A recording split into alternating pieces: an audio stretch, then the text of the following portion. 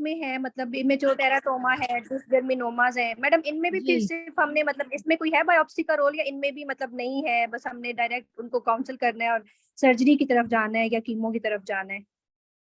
देखो, सर्जरी की ये आप किस स्टेज पे बात कर रहे हो? मैडम ये जो है स्टेज 1-2 की बात कर रही हूँ, अभी अर्ली देखो, स्टेज में। नहीं नहीं, आपने जो पिछला क्वेश्चन था आपका वो स्टेज 4 था। उसके अंदर जी जी। इतना मैसिव आपने मेट्स बताए कि उसके अंदर palliative therapy was the primary treatment, right? अब आप बात कर रहे हो जर्म सेल ट्यूमर्स की। Obviously it occurs in younger age group, number one. Number two, if it is earlier, although CA ovary more than 70% cases में advance stage में present करता है। बट चलो, अगर जर्म सेल ट्यूमर है और उसने कंपैरेटिवली अर्लियर प्रेजेंट कर दिया है, तो उसके अंदर yes, biopsy is very very important. Biopsy नहीं होगी, अब जैसे dysgerminomas are very much radio sensitive, हम सी ओवरी में कीमो बहुत देते हैं, लेकिन dysgerminomas themselves are radio sensitive. तो ऑब्वियसली इसमें तो फिर biopsy is very important. Madam आपसे फिर वही अल्ट्रासाउंड एडिट लेंगे बिफोर सर्जरी? बायोप्सी डिपेंड करता है, अगर तो स्टेज 1-2 है उसके अंदर तो आप डायरेक्ट सर्जरी करते हो ना, उसके अंदर बायोप्सी तो फिर सर्जरी के साथ ही आ जाएगी। उसमें फिर आप इंट्रा, ऑब्वियसली पहले सारे, अभी हम केस में भी डिस्कस करेंगे, उसके अंदर सारे ट्यूमर मार्कर्स करके और उसका सीटी करके स्प्रेड ऑफ द डिजीज देखिए, यानी प्री ऑपरेटिव उसकी स्टेजिंग करके देन इंट्रा ऑपरेटिव स्टेजिंग करेंगे। और intra operatively then will decide, for example if it's earlier stage, for example stage 1A, उसके अंदर तो हम यूनिलैटरल सर्पिंगोफ्रेक्टमी कर देंगे ना, ठीक है, और दूसरी साइड की ओवरी को रहने देंगे फॉर जी fertility ma'am. Conservation also, she is a young patient, right? और उसके साथ ही बायोप्सी आ जाएगी हमारे पास, और फिर later on we can see कि हमने क्या करना है। सिमिलरली अगर वो थोड़ी सी आगे की भी स्टेज है, फॉर एग्जांपल क्लियरेंस सर्जरी भी हो रही है, तो क्लियरेंस सर्जरी विद इंफ्राकोलिकोमेंटेक्टमी और वो सारा, अब तो उसमें कहते हैं appendectomy is also part of it. However, चलो ये सारा कुछ करके तो बायोप्सी उस सैंपल में आ जाएगी, फिर क्यों अल्ट्रासाउंड गाइडेड करना है? जी obviously we ma'am. Not like to cause the spillage inside. जी मैम, बस मैडम यही कंफ्यूजन थी थोड़ी सी ना, कि बायोप्सी पहले करनी है या जब स्टेजिंग कर रहे हैं तब भी हमने लेनी तो है ही ना, सैंपल भी तो ठीक भेजना है ठीक है, हमने। क्यों? बिल्कुल, बायोप्सी तो तब जहां न्यू एडजुवेंट हो, और न्यू एडजुवेंट तो उसमें जो at least later stage of stage 2 और अर्लियर स्टेज 3 हो, जिसके अंदर आपको डायरेक्ट सर्जरी का बहुत ज्यादा फायदा नजर नहीं आ रहा। आपने पहले न्यू एडजुवेंट देनी है so that the surgical complications are minimised, आप मॉर्बिडिटी को कम से कम कर सको, जिसके अंदर ऑब्वियसली एडिशंस, और अगर मैसिव वो है और मेंटल केक और वो सब कुछ बना हुआ है, तो वो अगर आप न्यू एडजुवेंट दे दो, पहले 3 cycles of chemo before surgery दे दो, तो उससे इंट्रा ऑपरेटिवली जिंदगी इतनी आसान हो जाती है, मतलब बहुत ही अच्छी एनाटॉमी हो चुकी होती है, and the surgery become so easy. तो yes, neoadjuvant has got very very good effect on the intraoperative findings in C है, and then you do the surgery, and then post operative 3 cycles of chemo दिया जाता है। Yes ma'am, thank you ma'am. Okay, so yes, अच्छा, I think Mahvish is also here. मुझे महविश का नाम नजर आया था। जी अस्सलाम वालेकुम मैडम। महविश, आपने, अस्सलाम वालेकुम, आप ही का हम वेट कर रहे जी। थे। आज आपने वॉलंटियर किया हुआ है। एक राफिया का लास्ट क्वेश्चन हाँ। ले लेते हैं, then will start the case. जी राफिया। अस्सलाम वालेकुम राफिया जी, मैम। मैम अस्सलाम वालेकुम। रिगार्डिंग ये जो प्रीवियसली इन्होंने बताया कि ये कीमोथेरेपी का, तो मैम वो एग्जामिनर ये पूछ रही हम्म, थी कि आपने जब तक बायोप्सी नहीं लेंगे तो आपको कीमो कैसे डिसाइड करोगे कि कीमो आपने प्लेटिनम सेंसिटिव कैसे देनी है कि डिसाइड कौन होगा? सी देनी है? वेरी राइट, ये बात बिल्कुल ठीक है, लेकिन oncologist yes can do chemo for palliation only. For example liver mets हैं, फॉर एग्जांपल उसको कहीं पे इतना बड़ा मैस बना हुआ है जहां इंटेस्टाइनल ऑब्स्ट्रक्शन हो रही है, एक्सेट्रा एक्सेट्रा, और उनको लगता है कि ये इससे इसको कीमो तो हो सकता है, ये सिर्फ उस मैस से बायोप्सी ले लें। मतलब फिर they, in stage 4 they may not be able to reach the ovary to get the biopsy. At times when patient presents with stage 4, you don't even know the primary origin of the disease. आपको ये भी नहीं पता होता कि primarily ये सी ovary था, या सी गट था, या पेरिटोनियम का सीए था, या किधर का सीए था। So in stage 4 for palliation only, not necessarily you reach the ovary and get the biopsy. Then you can get the biopsy from any of the mets present in the body, and then start of the treatment to cause palliation.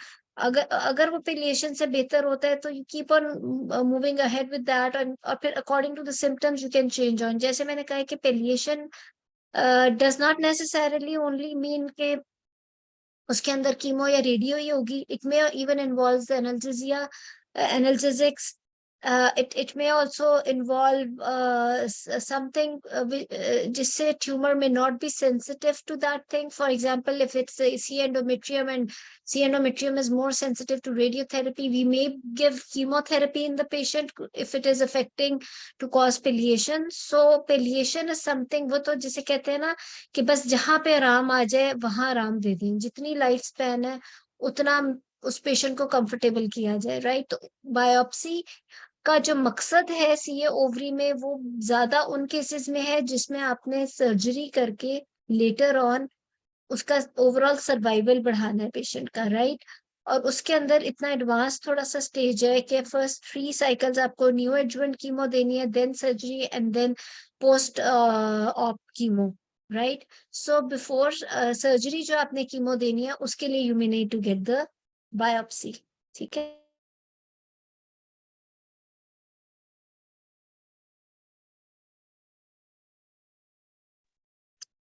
Okay जी, ठीक है Rafia. Yes ma'am clear, thank you ma'am. चलो सानिया का हाथ खड़ा हो गया, जल्दी से ले लेते हैं और फिर हम एमएससी से करेंगे. जी सानिया. मैडम एक बात बता दें कि ये जो जितनी भी सीएस हैं इनमें अब करेक्टिव एग्जामिनेशन कर लेनी चाहिए या नहीं? हाँ, ये एक बड़ा अच्छा सवाल है. देखो जो सीए होता है ना, it's not about that you are doing that particular examination or not. आपने हर चीज देखो, एग्जाम भी वही है जो आपने असल में पेशेंट के साथ करना है बाद में लाइफ में. जो वहां पर एक्टिंग कर रहे हैं, जो for the sake of the exam scenario कर रहे हैं, वो वहां पकड़ा जाएगा क्योंकि वो नहीं कर रहा जो उसने करना है या वो करता है. आप पर रेक्टल करते क्यों सीए के पेशेंट में? पर रेक्टल एग्जामिनेशन किया जाता है ताकि जितनी आपको स्टेजिंग पता चल सके before taking patient to operation theatre. Why do you want to know that? हमें इसलिए स्टेजिंग पहले पता होनी चाहिए ताकि जब हम सर्जरी के लिए पेशेंट को लेके जा रहे हैं और हमने जब जब ओपन किया हुआ है पेशेंट या वी आर जब हम उसके अंदर गए हुए हैं तो हमें वहां जाके नए नए सरप्राइजेस ना मिले. ठीक है. तो उसकी प्री ऑपरेटिव स्टेजिंग की क्या क्या स्टेप्स होते हैं, उसमें एग्जामिनेशन है और इन्वेस्टिगेशन है. Excuse me. जहां हम सीए सस्पेक्ट कर रहे हैं और जहां हमने प्री ऑपरेटिव स्टेजिंग करनी है उसमें हम कोई कसर नहीं छोड़ते किसी इन्वेस्टिगेशन की या किसी चीज की.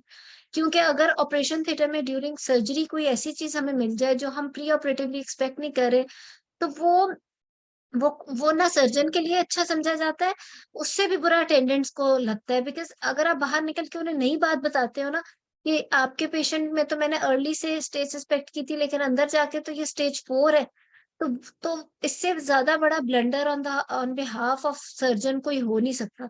तो why that surgeon did not know before taking patient to operation theatre that is this is the stage 4 CA, right. तो उसके लिए जिस एक्सटेंट तक आपको जाना पड़े आप जाते हो, उसमें एग्जामिनेशन है. एग्जामिनेशन में हम पर रेक्टल एग्जामिनेशन करते हैं to see if we are finding or we are feeling or we are palpating any abnormal thing inside the rectal mucosa. If it is there, then it means that maybe the mets are there in the rectum. इसी तरह जब हम investigations करते हैं हम उसमें फिर ये नहीं होता कि कितना कॉस्ट पड़ी है या कितना नहीं पड़ा. उसमें हम ट्यूमर मार्कर्स हो, सीटी हो, किसी केस में एमआरआई हो, किसी में पेट स्कैन हो, वो सारी तैयारी हम करके जाते हैं ताकि अगर हम ऑपरेशन के दौरान कोई हमें फिर तो चांस कम है कि सरप्राइजेस मिले, लेकिन अगर कोई मिल ही जाए तो फिर we can come out of operation theatre and face the attendants boldly कि जी स्टेज ये थी लेकिन इंट्राऑपरेटिवली अब ये लग रही है तो अब हमारी मैनेजमेंट बदल रही है, which then happens very rarely अगर आपने अपनी प्री ऑपरेटिव तैयारी पूरी की हुई है. फिर एक स्टेजिंग होती है इंट्राऑपरेटिव स्टेजिंग उस सीए की. प्री ऑपरेटिव स्टेजिंग होती है उसकी expected stage. Intra operative staging होती है उसकी ग्रॉस स्टेज जो हम देखते हैं. सर्जरी का एम सिर्फ डीबल्किंग या क्लियरेंस ऑफ द ट्यूमर नहीं होता, वो because surgery itself is not the final treatment of CA. उसका एक होता है मकसद देखने का कि कहाँ तक ये सीए पहुंचा है. उस सीए के अंदर फिर then that's a gross staging that if it is limited to one ovary, it has ruptured the capsule or not, if it is involving both the ovaries, if it is involving the neighboring or the adjacent organs like uterus or tubes also, if it is involving the peritoneum or it's involving the lymph nodes, जहां तक के lymph nodes palpate हो सके, retroperitoneal, pelvic, parietic lymph nodes, or it is involving the whole of the mentum and the gut and the liver, right. So इस हिसाब से हम एक gross staging करते हैं. तीसरी स्टेजिंग होती है post operative staging. Post operative staging हमें लैब वाले बताते हैं, वो होती है ग्रेड ऑफ द ट्यूमर की, जो कि हिस्टोपैथोलॉजिकल ग्रेड दिया जाता है, यानी कि वेल, मॉडरेट और poorly differentiated. And also they will tell us if we are taking any lymph node biopsy that lymph nodes are positive or not, तो फिर वो भी उसमें add on हो जाता है. So collectively ये सारी चीजें मिलके फिर एक define करती है stage of the disease, और फिर उसकी ultimate treatment define होती है. So these are all madam the steps. जी मैडम एक और भी मुझे बता दें प्लीज कि ये हाँ जो जी स्टेज 1A में हम फ्रोजन सेक्शन, किसी भी वो पेशेंट जो कि फर्टिलिटी डिजायर्ड है, उसके पास कोई जिंदा बच्चा नहीं है, तो हाँ ठीक है. फ्रोजन सेक्शन हमने नॉर्मल ओवरी से लेनी है ना, और ये स्टेज 1A तक यार करना है, नॉर्मल 1B ओवरी तक. को अब छेड़ने का रिवाज नहीं रहा, ये अब ये पुरानी बातें थी. If you have got a young patient and on ultrasound there is a suspicious mass which is located to single ovary only, दूसरी ओवरी ठीक है, आपने सारे उसके टेस्ट कर लिए, for example you are expecting CA and you think it's an earlier stage, right, आप intraoperatively गए, इंट्राऑपरेटिवली it's 1A stage, right. 1A का मतलब ये है कि single ovary and not involving the capsule. अब उस और peritoneal washings etcetera are also negative. अब वो जो स्टेज 1A है उसके अंदर आप यूनिलैटरल सल्पिंगोफ्रेक्टमी कर दोगे. Do not go to the other ovary, आपने दूसरी ओवरी से बायोप्सी नहीं लेनी, ये कॉन्सेप्ट अब खत्म हो चुका है. ठीक है, ये स्ट्रैटेजी में भी है या RCOG में भी है, या बेशक चेक कर लो, ये मैं तो आपको मैडम नो रेफरेंसेस दे रोल रही ऑफ हूँ. Frozen section, frozen no section का रोल रोल ऑफ कहाँ फ्रोजन. आता है? I will tell you Sania, frozen section का रोल कहाँ आता है. Now this is a young patient, sorry एक second. So this is a young patient और आपने स्कैन कराया, उसमें सस्पेक्टेड मैस आया, आपने ट्यूमर मार्कर्स कराए. For example, okay, tumour markers are borderline or maybe not very high, but again tumor markers are not 100% sensitive for diagnosing a CA. Histopathology is 100%, but mass is suspicious looking. आप intraoperatively गए, इंट्राऑपरेटिवली भी आपको लग रहा है कि वो mess ठीक नहीं है, बेशक आपने उस मैस के लिए अब ये मैं बताने लगी हूँ, नॉर्मली ओवरी के लिए हम CT कराते हैं, ओवरी के स्प्रेड के लिए सर्फेसिस तक का स्प्रेड बताता है CT, लेकिन जब आपने ओवरी की सिस्ट का नेचर देखना हो तो हम MRI कराते हैं, right. If you need to know the details of the nature of the cyst, जब हम अभी मैं इसके साथ केस करेंगे उससे हमें पता लग जाएगा केस प्रेजेंटेशन से कि क्या मैं exactly what I mean by all this.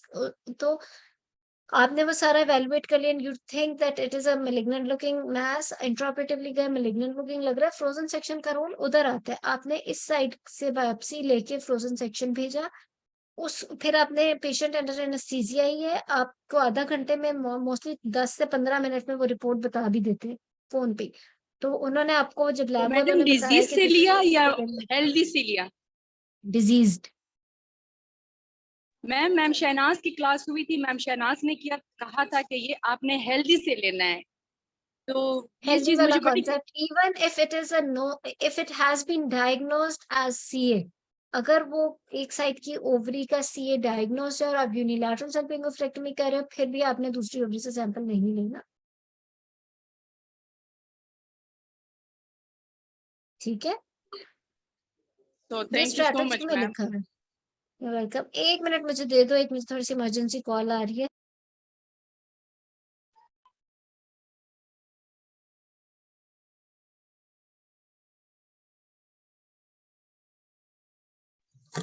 Hello, अस्सलाम वालेकुम. सानिया, आप क्या कह रहे हो कि फ्रोजन सेक्शन का जो बायोप्सी है वो हेल्दी टिश्यू में से लेनी है? मैडम इज सेइंग, हाँ मैं ये कह रही हूँ कि वो हेल्दी जो आप पूरी छोड़ रहे हो वहां से लेनी चाहिए.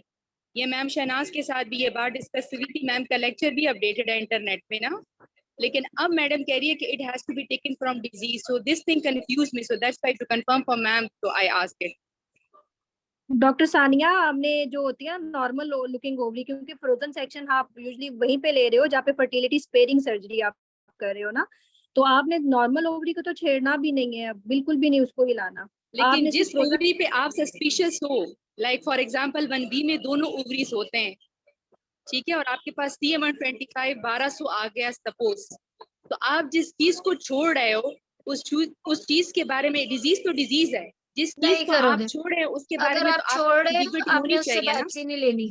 आपने फॉलो अप पे रखना है ना पेशेंट को। जी, आपने उसे फॉलो अप में रखना है। इट इज अ स्टेज 1 है, वो बायोप्सी से डायग्नोस नहीं होगा नॉर्मल ओवरी की।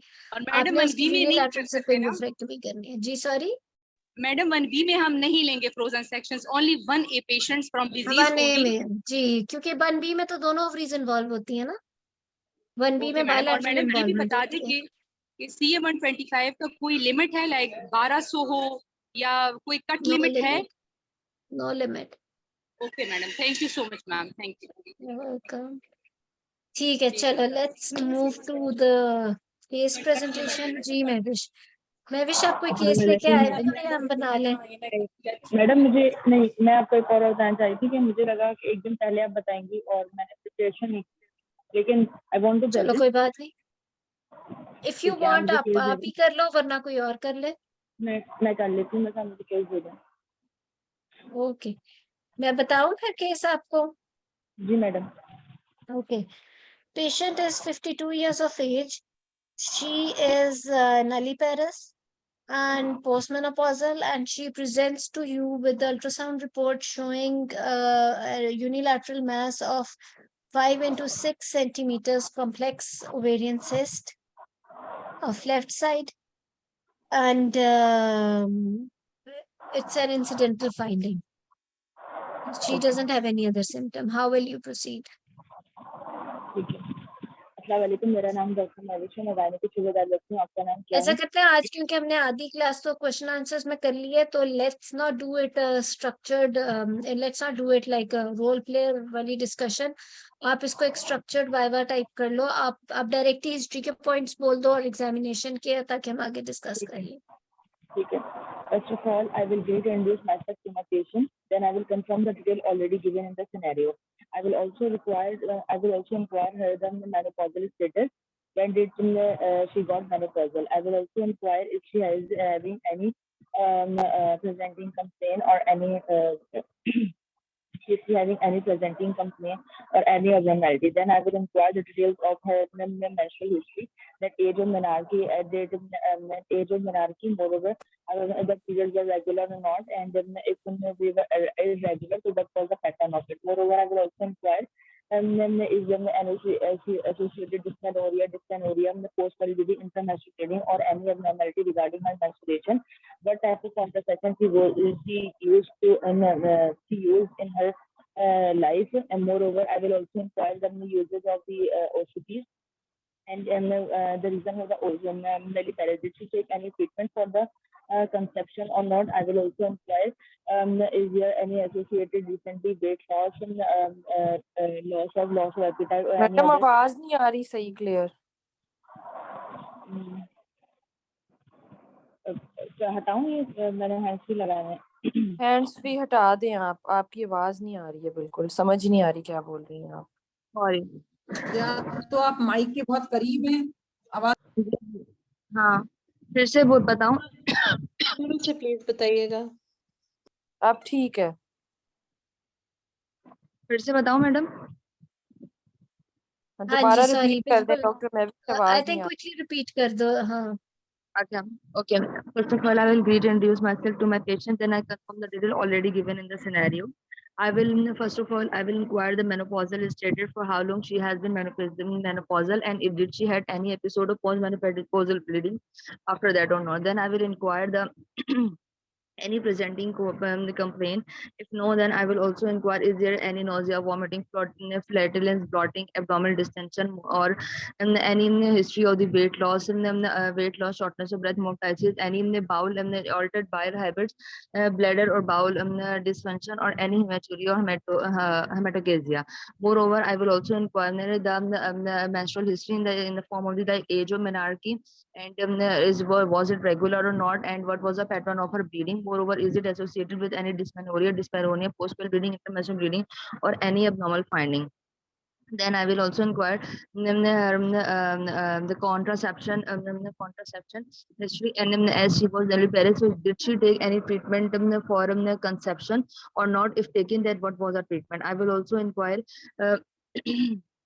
I will also inquire her comorbidities like diabetes, hypertension, TB, thyroid, asthma, liver dysfunction, renal dysfunction, or any history of the CA breast, CA breast in previous CA ovarian cyst, or any cervical cervical pathology. I will also inquire her obstetric history, like she is nulliparous. So I will also inquire her past medical history, surgical history, and the family history in the form of the mother or sibling, sister has any sister history of the CA, ovary, breast, or the any other history and history of the DVT. I will also inquire her drug allergy, contraception, and pap smear. That's fine.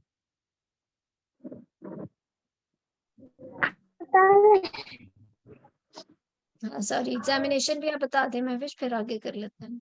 Okay. First of all, I will go for a thorough general physical examination. I will overall assess the appearance of my patient, history, category, jaundice, edema, or any other signs. I will also inquire. I will also calculate her BMI, and then I will get her vital inflow, BP, pulse, respiratory, saturation, and temperature. I will assess the pallor and the conjunctiva, palmar creases, and the nail beds. And I will also assess the colonychia, sinuses, and clubbing. The thyroid, and I will go for the lymph node assessment, followed by the thorough breast examination, followed by the cardiovascular examination and the chest auscultation, especially at the basis of the lung. I will assess the sacral and pedal lymphedema. Then I will go for the per abdomen examination, in which I will inspect the abdomen overall for any distension. If the abdomen is moving normally with the respiration, and I will also assess in visible pulsation, any mass protrusion, previous scar mark. Then I will go for the superficial and the deep palpation for any visual megaly in the mass present. As in a per abdomen examination, if the mass is in the palpable, then I will assess it in the size, site, and is it unilateral or bilateral, is it fixed or mobile, and then I will also inquire. I will like to I will like to palpate for it. The margins are regular or irregular, or is there any myositis present by going for the shifting dullness. By assessing for the shifting dullness, I will go for the local examination, in which I would like to see the overall appearance or the status of the vulva hair distribution. Is there any abnormality seen over it, and then I will go for the then I will go for the first speculum and the first speculum examination, and will take the pap smear, and then I will go for the bimanual examination. In the bimanual examination, I will assess the uterus size, its mobility, and the position. Then I will go for the mass assessment, like is there slight licosa, is there any fullness in adnexa, and then I will also assess the mass, its mass, site, location, and then is free or fixed, mobile or fixed, and is it and its margin, and I will also assess the nature of nature, like is it solid cum cystic or cystic in nature. Good, ठीक है. अभी आप कह रहे थे आपने तैयारी नहीं की भी, आपने तो ऐसे हमें फटाफट सुना दिया सारा कुछ. नहीं, यू वर गुड. ठीक है, ऐसे में वही आपकी, आई थिंक अगर यहाँ तक इस तरह से हो तो अभी तक तो आपका आगे, I hope you manage the patient well, things are going fine. You were very very fast, लेकिन ठीक था, आप अकॉर्डिंग टू द सिनेरियो ही चल रहे थे जो मैंने आपको सिनेरियो दिया उसी को लेकर. किसी ने कुछ ऐड करना तो बता दें इसमें. हिस्ट्री एग्जामिनेशन हम जरा भी और थोड़ा सा करेंगे, वैसे हिस्ट्री एग्जामिनेशन में कुछ ऐड करना तो बता दें.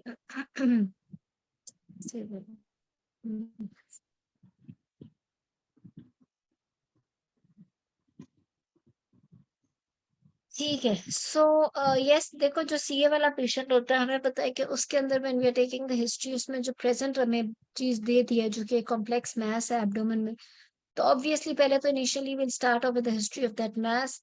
उससे अगला पार्ट जो होता है हिस्ट्री का, वो होता है what were the possible risk factors that caused the disease. For example, the family history maybe, or maybe the nulliparity itself, or maybe the use of ovulation inductions, or maybe not using COCPs, or इसी तरह etc etc इसी तरह not doing breastfeeding because he was nulliparous, and also maybe any ये जो Lynch syndrome होता है, तो ये सारा फैमिली हिस्ट्री और रिस्क फैक्टर्स बिल्कुल आपने इसी तरह कर लेना है। वो too much use of the ovulation induction. तो और उसके बाद आपने वो जो मैस के प्रेजेंट सिम्टम्स के अलावा आपने फिर उसका कि if this is C or not, उसमें weight loss, I think Mahvish ने सारा कवर किया था। किसी ने मुझे बार बार कहा है कि मैस एब्डोमेन का abdominal examination is very very confusing. I think Mahvish ने बड़ा अच्छा सारा कवर किया। कोई भी मैस हो या कोई भी लीजन है बॉडी में, whenever we are examining the patient, and then we obviously need to know exactly, वही सुपरफिशियल पैल्पेशन करने के बाद जब हम डीप पैल्पेशन करते हैं तो ऑब्वियसली उसका साइट, साइज, शेप, सरफेस, उसका ओवरलाइंग स्किन का टेम्परेचर, कलर, मोबिलिटी और टेंडरनेस, ये तो जरूर ही देखते हैं। जो सी ओवरी इन पर्टिकुलर है या कोई एडेनेक्सल मैस इन पर्टिकुलर है, या चले पेल्विक मैस भी, अगर पेल्विक मैस है तो डेफिनेटली आपने उसका लोअर लिमिट रीचेबल और नॉट रीचेबल देखना होता है। एक और बहुत इंपॉर्टेंट चीज कि whenever we are talking about the size of the mass, जिसकी आप you're not able to reach the lower limit of any mass, उसके अंदर तो it means it's arising from the uterus. If it is arising from the uterus or if it is a central mass in the pelvis, तो ठीक है, तो फिर तो हम उसके एग्जैक्ट सेंटीमीटर्स बता सकते हैं, बिकॉज हमने प्यूबिक सिंथेसिस से उसे मेजर किया होता है। मे बी वी से कि 12 वीक साइज है, या maybe we say that it's 8 week size और 14 वीक साइज और 14 centimeters, low limit not reachable, moving with the uterus. But if there is a mass, if it is at irexor, because the lower limit is reachable, then it means that you don't have any bony landmark जिससे आप उसकी measurement measure कर सकते हो. Then we cannot tell exactly the size of that mass on examination. If there is a mass and you're not able to reach the lower limit, then you can never say that it is 5 into 6 centimeters or so. You can say approximately it is 5 into 6. क्यों? उसकी वजह ये है कि हम medicine में शुरू से, since we were doing जब से हम MBBS कर रहे हैं, हमें बताया गया कि whenever we are examining a patient and we have to measure a mass or something, we need to demarcate or we need to point out a specific bony landmark near that mass. For example, अगर कोई mess हमारी अपर लिम पे है, यहाँ पे है, तो हम उसको, चलो हम उसे मीडियल एपिकोंडाइल से ही मेजर कर लेंगे, राइट, कि यहाँ से लेके यहाँ तक का मैस है तो इतना बड़ा मैस है।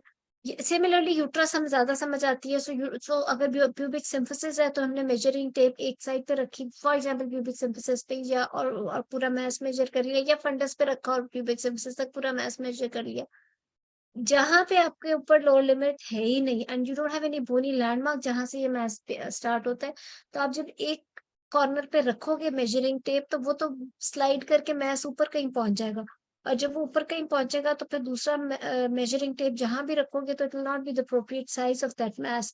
So you always say, you can even say it's a lemon sized, approximately a lemon sized, approximately an orange size, approximately a tennis ball size mass, right? Because अगर examiner for example आपसे measurement का कहे भी तो आपने approximately 5 into 6 centimeter, because there is no bony landmark जिस पे रख के मैं ऐसे measure कर सकूं.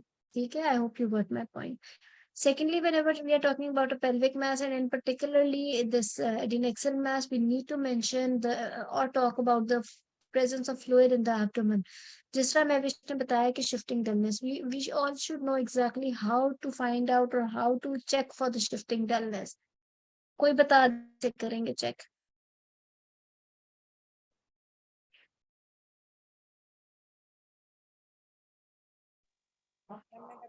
मैडम इसमें हम परकस करते हैं कि अम्लाइकस से हम लोग पहले जो है ना पहले तो हम अम्लाइकस देखते हैं, तो अम्लाइकस से एक तरफ आते हैं जिस तरह मास है, तो उसके बाद जो हमें जब रेजोनेंट जैसे हमारा जो नोट होता है और वो हमें डल मिलने लगता है तो हम पेशेंट को टर्न करवाते हैं फॉर 5 to 10 seconds के लिए। और अगर ना डल मिले, आप अम्लाइकस तक ले आए हो, एपिगैस्ट्रियम से लेके मिड लाइन में ये परकशन करते करते आप अम्लाइकस तक ले आए हो, आपको नोट डल नहीं मिला, फिर क्या? तो फिर आप मास तक हाँ, तो फिर आप मास तक आएंगे और उसको कंटिन्यूस परकस करते रहेंगे। फिर आप पेशेंट एक जो उसके वो होते हैं मास के बाद अगर परकस नहीं मिल रहा तो फिर हम उसको टर्न करवाते हैं एक साइड पर। नहीं, गलत हो गया, कोई और भी बताए।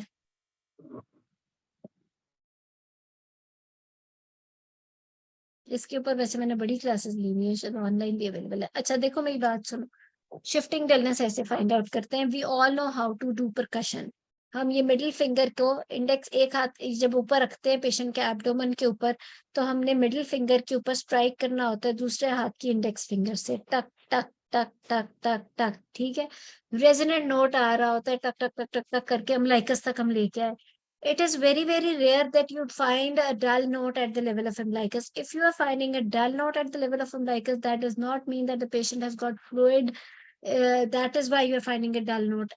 अभी सुपाइन लेटी हुई है पेशेंट, इसका मतलब है कहीं अम्बिलिकस के पास जाके मैस आ गया जिसकी वजह से डल नोट आया, क्योंकि फ्लूइड तो ग्रेविटी की वजह से फ्लैंक्स में गया होगा ना, नीचे गया होगा, posterior wall of the abdomen पे गया होगा, वो कोई अम्बिलिकस के ऊपर तो नहीं फ्लूइड होगा ना कि डल नोट आए। So normally we don't find a dull note at umbilicus if we are not having any mass at the level of umbilicus. So आपने परकशन करते करते एपिगैस्ट्रियम से आप आए अम्बिलिकस तक, टक टक टक टक, ठीक है। जब आप अम्बिलिकस तक आए हो, you are not finding any change in your note of percussion because आप अम्बिलिकस तक आए अभी तक रेजोनेंट है, ठीक है। अम्बिलिकस तक आके आप पेशेंट को करवट दिलवा दो, फॉर एग्जाम्पल आप उसको अपने से ऑपोजिट करवट दिलवा दो, ठीक है, और फिर आप उसका परकशन नोट ले जाओ फ्लैंक्स तक, टक टक टक टक करके।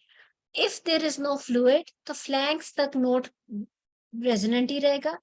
अगर क्योंकि फ्लूइड होता है उसके अंदर, क्या कहते हैं, नॉर्मली जब आप उसको करवट दिलाओगे तो और ग्रेविटी से फ्लूइड नीचे चला जाएगा फ्लैंक्स में, तो जब नोट उसका डल होगा तो वो इसका मतलब है फ्लैंक्स में फ्लूइड है। I hope you got my point.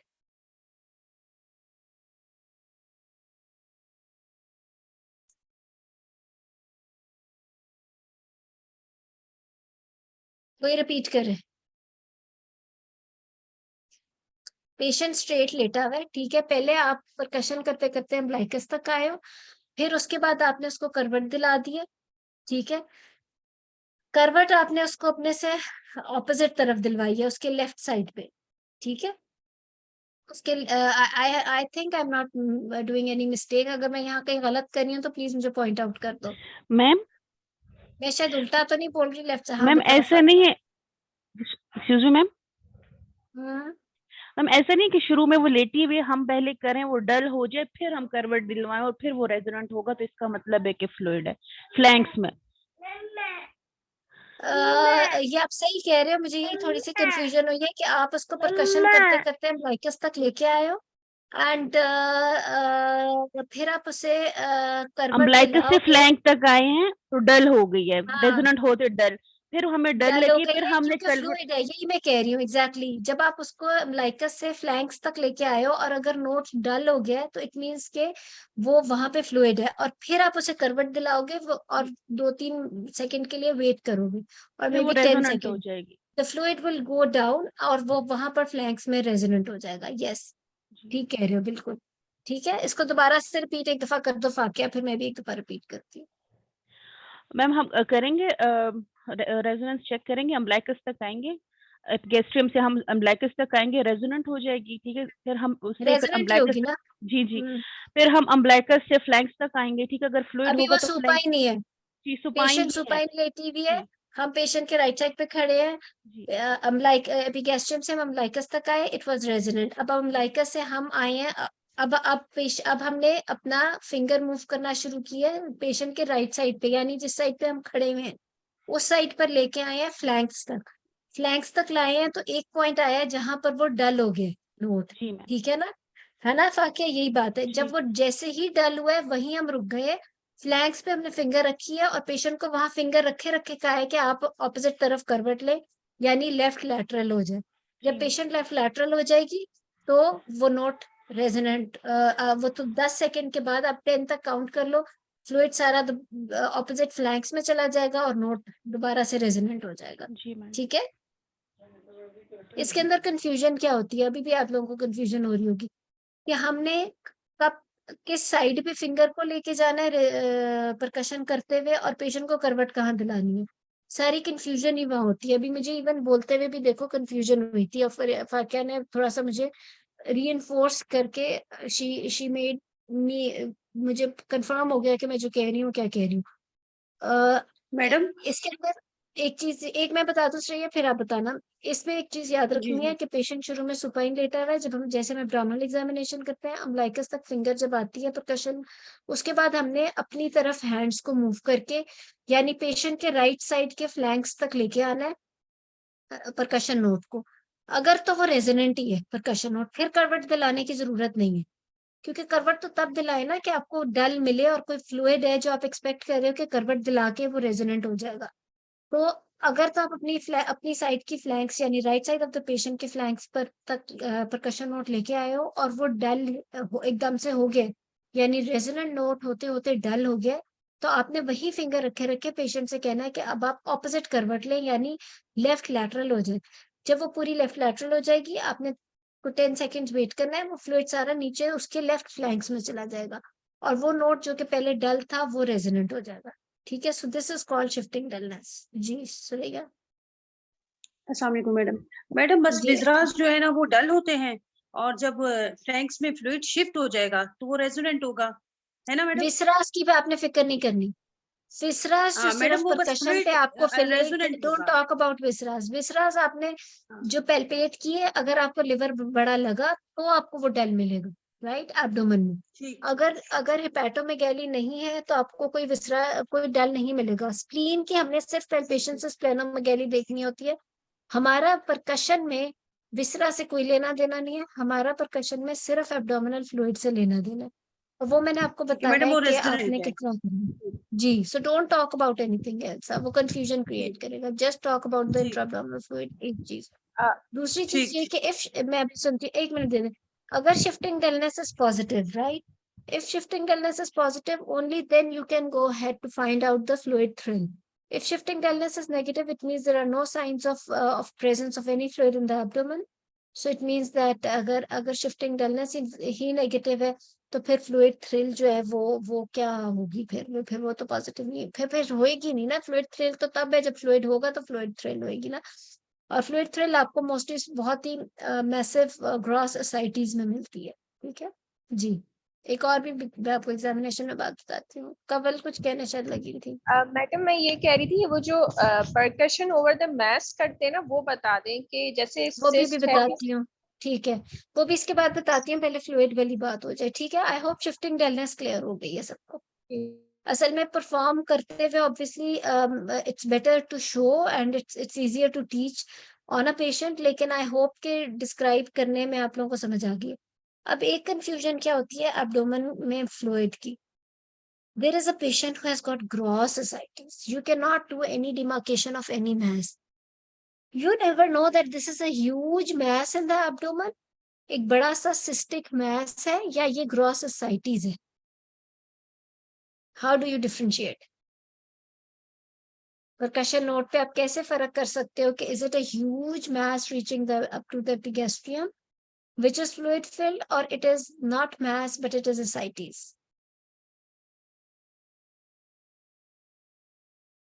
Fluid thrill जो है पॉजिटिव होगी। फ्लूइड थ्रिल जो सिस्टिक मैस होता है ना बड़ा सा, उसमें भी मिल जाती है। शिफ्टिंग नहीं होगी अगर मास होगा तो। पहुंच गया, सबा को कॉन्सेप्ट है। मैम अगर ह्यूज मैस मास, होगा, वेरी गुड जी साइमा। मैम ह्यूज मास में फ्लूइड थ्रिल जो होगी पॉजिटिव होगी और रेजोनेंट इन फ्लैंक्स होगा। नहीं, मैं बताती हूँ, सबा ने ठीक बात की है। अगर huge, for example you know don't talk it's a huge mass और मैसिव ascites, आपने उसकी करना शुरू किया percussion, because it is ascites, it is so huge कि वो तो वैसे ही डल ही आई जा रहा है। जब आप उसको फ्लैंक्स में जाते हो तो कई दफा the note remains dull, all right। जो ह्यूज मैस है, जब आप उसे करवट दिलाते हो तो करवट दिला कर भी आपका नोट रेजोनेंट नहीं होगा, लेकिन जो ascites है वो करवट दिला के रेजोनेंट बिल्कुल फ्लैंक पे जाके, बिकॉज फ्लूइड सारा नीचे चला जाएगा, आपको एक उस पे जाके रेजोनेंट नोट मिल जाएगा। सो शिफ्टिंग डलनेस नहीं होगी मैस में, क्योंकि वो तो पूरा मैस है, वो मैस तो नहीं नीचे जाता ना, वो मैस ही मैस रहता है, बिकॉज वो तो कैप्सुलेटेड मैस है, वो डल का डल रहेगा।